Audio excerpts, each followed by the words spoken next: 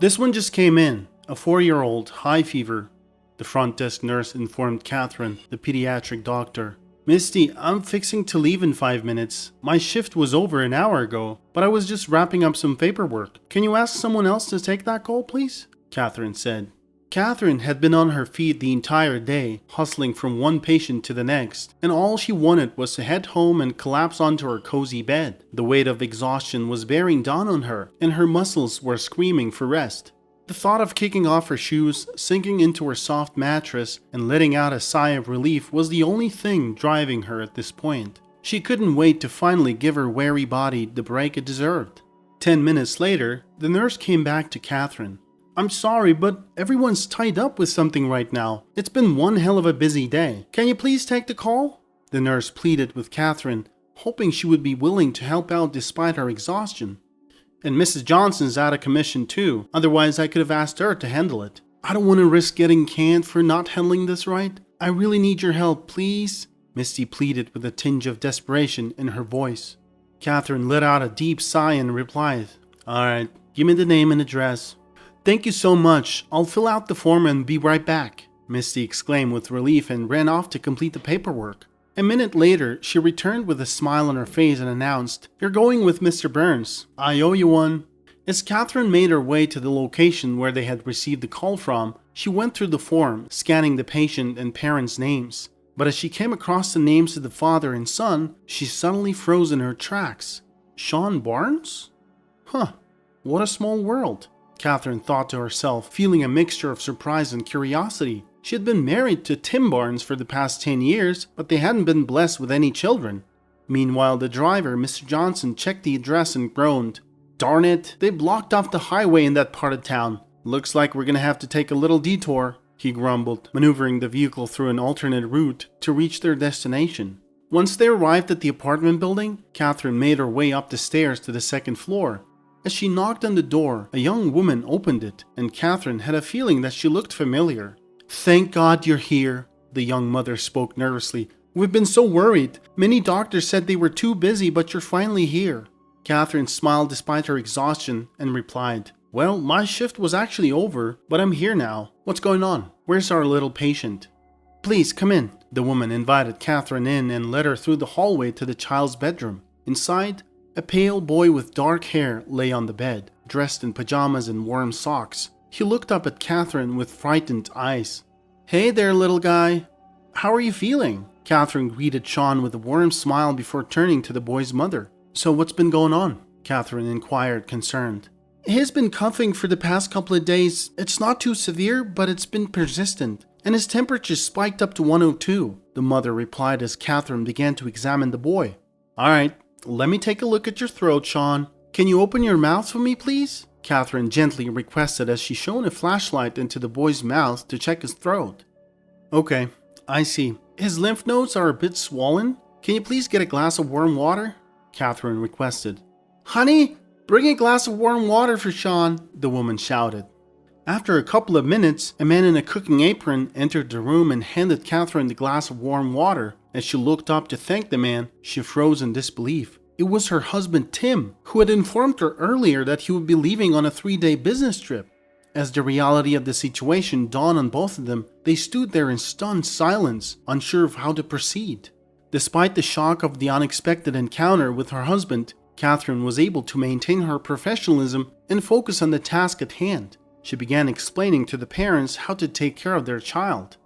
Alright, so here's what we're gonna do, Catherine said, addressing both parents. I'm gonna prescribe some medication to bring down his fever and help with the cough. Make sure he gets plenty of rest and drinks plenty of fluids. You can also give him some warm soup or broth to help soothe his throat. The parents listened carefully and nodded in agreement, taking notes as Catherine spoke. Also, keep an eye on his fever, and if it doesn't go down or if he develops any other symptoms, give me a call right away, Catherine added. Thank you so much, doctor, the mother said, looking relieved. We really appreciate it. Catherine smiled warmly. No problem at all, just doing my job, she said, trying her best to ignore the awkwardness of the situation with her husband in the room. After Catherine left the apartment, Tim immediately began calling her. However, Catherine repeatedly declined his calls when he saw his name on her phone screen. When Catherine finally returned home, She went straight to her bedroom and collapsed onto her side. She felt completely emotionally drained and couldn't stop thinking about what had just happened. Catherine couldn't help but ask herself, why? And how did Tim manage to keep this hidden from me for all these years? She felt betrayed and confused. She had trusted Tim completely, and now she felt like she didn't know him at all. She couldn't believe that he had lied to her for so long. As she lay there, tears streamed down her face. She didn't know how to confront him, or even if she wanted to. Her mind was filled with questions and doubts. She wondered if the entire marriage had been a lie. She eventually fell asleep, exhausted from the emotional turmoil of the day. Catherine had always dreamed of having children, but things didn't seem to be falling into place. She was now beginning to wonder if the issue lay with her, since Tim had a child with someone else. The following morning, Tim arrived early and noticed Catherine's tired expression. He looked at her with guilt and lowered his head. "Catherine, there's something I need to tell you," Tim began hesitantly, but Catherine interrupted him by raising her hand. "Why?" she asked, her voice trembling. "Can you tell me one thing? Why have you been deceiving me for all these years? What was the purpose?" Tim was unable to speak. "I've always loved you, Catherine, but I also love the mother of my child," he said, breathing heavily. "We've attempted for all these years, Catherine, but unfortunately it hasn't worked out. I wanted to make it work, but..." What really happened was that Tim got drunk at a corporate party and started flirting with the new girl, Kylie. After the party, they went to her place. Once loyal husband decided to sleep with the young girl. Catherine remembered when he came in the morning saying that he slept on the couch with his friends after getting drunk. Shortly after, Kylie revealed to Tim that she was pregnant. It was at that moment that Tim realized he had always wanted to be a father. However, he was already married to Catherine and could not simply leave his wife or the mother of his unborn child. The fact that he received a promotion soon after was convenient for him, as he could use it as an excuse to take more frequent business trips when he needed to spend time with Kylie. From that point on, Tim began living a double life, doing his best to keep it hidden from Catherine. When Catherine heard his confession, she was silent for a long time. Eventually, she spoke up and suggested, "I know the child is not at fault and has no involvement in all of this. I understand you had dreams of becoming a father, but I think it's over for us. I want a divorce. They need you, and I can't continue to live with you after everything that has happened. I'm just letting you go." Tim felt relieved and grateful for Catherine's understanding, and he didn't try to hide his happiness. He apologized to her for a long time and explained many things, thanking her for her understanding along the way. However, Catherine appeared to be unresponsive and uninterested. She simply didn't care anymore. "They're waiting for you. Your son has a fever, you need to go take care of him," Catherine reminded him. Tim swiftly gathered his belongings and left without any further discussion. Catherine slammed the door shut after him, and once he was gone, she screamed and shattered the vase of flowers at the entrance. Anger at Tim's betrayal and disappointment that she had kept to herself all this time flooded her emotions. She destroyed everything that came in her way, unable to control her rage. Catherine only stopped when she heard a continuous knocking at the door. She glanced at the mess she had made across the kitchen and then opened the door. Catherine opened the door to find a tall man in a police uniform standing before her, looking at her with a surprised expression on his face. "Mrs. Barnes, is everything all right? Your neighbors called and reported hearing some loud noises coming from your apartment," the officer asked with concern. Catherine looked at the officer, surprised that he knew her name. "Have we met before?" Catherine asked the officer. "Well, actually we have. I brought an infant in for screening not too long ago. Remember?" The officer replied, smiling as he took off his glasses. "Oh yeah, I remember now. You brought in the baby that was found in front of a convenience store in a box. The poor thing was freezing. They took him to an orphanage afterwards. I remember you," Catherine replied. "The neighbors called and reported your address. I recognized it and decided to take the call. They reported hearing screams and crashes. What's going on, ma'am?" the officer inquired. Catherine was caught off guard and replied, "It's nothing serious, just some family issues." "I understand where you're coming from. I've been there too," the officer replied, taking a focused look at her. "George, right? Come on in. Don't just stand at the door," Catherine said, feeling the desperate need to talk to someone. Though she knew that a police officer might not be the best person to talk to, she remembered George from their work on the case of an abandoned infant. George looked around the apartment and noticed the mess. "Looks like you've been having a tough time," he said sympathetically. Catherine nodded, feeling a sudden wave of emotion. Yeah, it's been a rough day. The kitchen is even worse. That's where all the noise came from that the neighbors complained about, Catherine explained with a hint of bitterness in her tone. George sat down on the couch and motioned for Catherine to join him. Do you want to talk about it? Sometimes it helps to just let it out. Catherine didn't know why she had let him in, but she had a feeling that she could trust this quiet man with a judicious look. She invited him to sit in the living room and brought out some coffee and cookies. Thanks for the coffee, George said quietly. It's not in my business, but if you're okay with it, I'm curious about what happened. It's part of my job too, George said. Last night, I found out about my husband's other family. They have a child. It was ironic because he had a high fever and I was called in, Catherine replied monotonously. What did you do? The officer asked. I just did my job. Prescribed some medicine without showing my shock that the father was my husband. He came by to explain everything to me, but there was nothing to know. I told him that I'm letting him go. And then, I lost it. Then you showed up.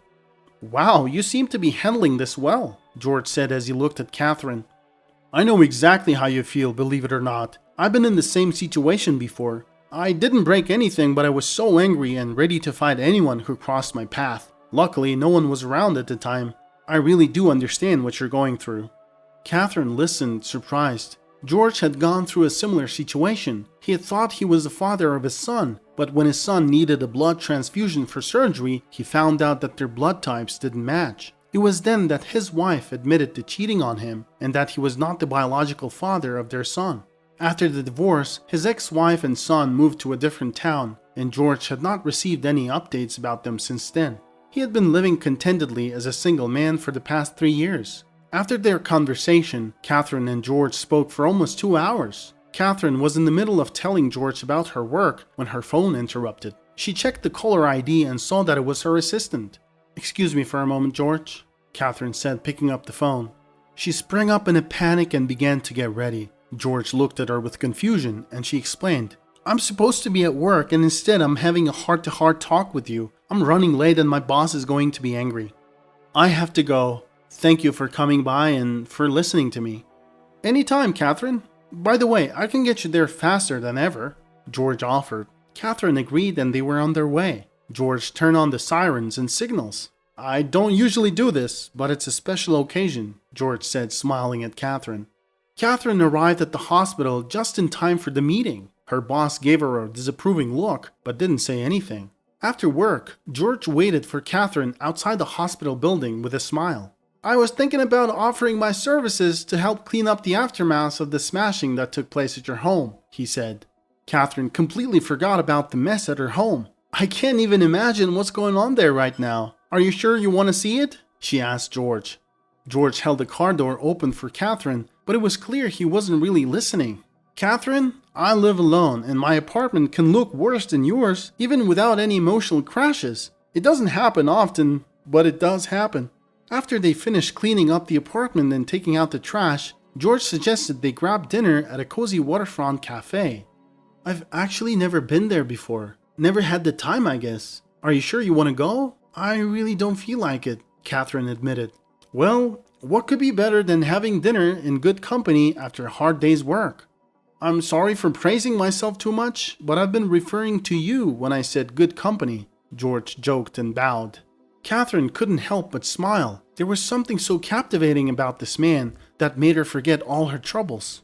They talked until late at night, debating, discussing, and laughing until they cried about silly things in movies and jokes. After a couple of months, Catherine finally signed the divorce papers and felt a sense of relief that it was finally over. A few days later, her phone rang and it was George on the line. Hey, would you like to come over somewhere with me? George said over the phone.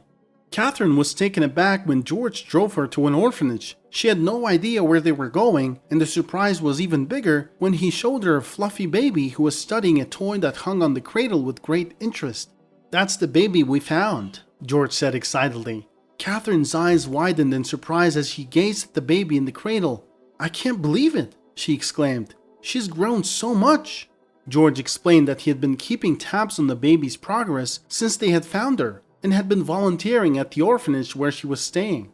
Catherine was taken aback by George's confession, but couldn't help feeling a sense of admiration for him. After several visits to the orphanage, George finally mustered up the courage to make a surprising offer to Catherine. As they were leaving, George turned to Catherine and said, "Catherine, I know we haven't been together for long, but I can't help but feel like we have a real connection. I love spending time with you and with the little girl. So I was wondering if you would like to consider adopting her with me." Catherine was taken aback at first, but as she looked at the little girl, she couldn't help but feel a deep affection for her. She knew it wouldn't be an easy decision, but the thought of giving this child a loving home with George made her heart swell with joy. "I would love to, but I've never," she said, but George interrupted. "I understand that this may seem hasty and difficult, given all we've been through. However, why don't we consider creating a loving family together with this sweet little girl? It could be a wonderful new beginning for all of us," George proposed. As they continued to visit the orphanage and spend time with the baby, Catherine began to experience unfamiliar emotions. Her maternal instincts had kicked in and she would hold the baby, singing lullabies to her. George would watch with a smile, admiring the way Catherine interacted with the child.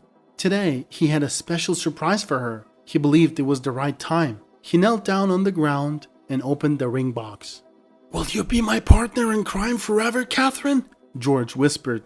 Catherine stifled a laugh at the unexpected and quirky proposal. The baby was snoozing in her embrace, making it an adorable and heartwarming moment. Catherine looked at George's face for a while, gently swaying the baby. Then she nodded and grinned. George's face lit up with joy. A few months later, George was returning home from a leisurely walk in the park with his daughter Amy. As he approached their doorstep, Catherine emerged from the house, her face radiating with a mysterious and joyful expression. George asked her why she was grinning like that, but Catherine just continued to smile blissfully, not saying a word. George grew anxious as Catherine continued to smile without saying anything. Eventually, she broke the silence and revealed the reason behind her mysterious expression. "I'm pregnant, honey. We're having a baby," she exclaimed. George's eyes widened with joy and he hugged her tightly. They were going to be parents again, and it felt like a dream come true. On Amy's second birthday, George and Catherine welcomed the new addition to their family, a son. They named him Noah. Patience is not the ability to wait, but the ability to keep a good attitude while waiting.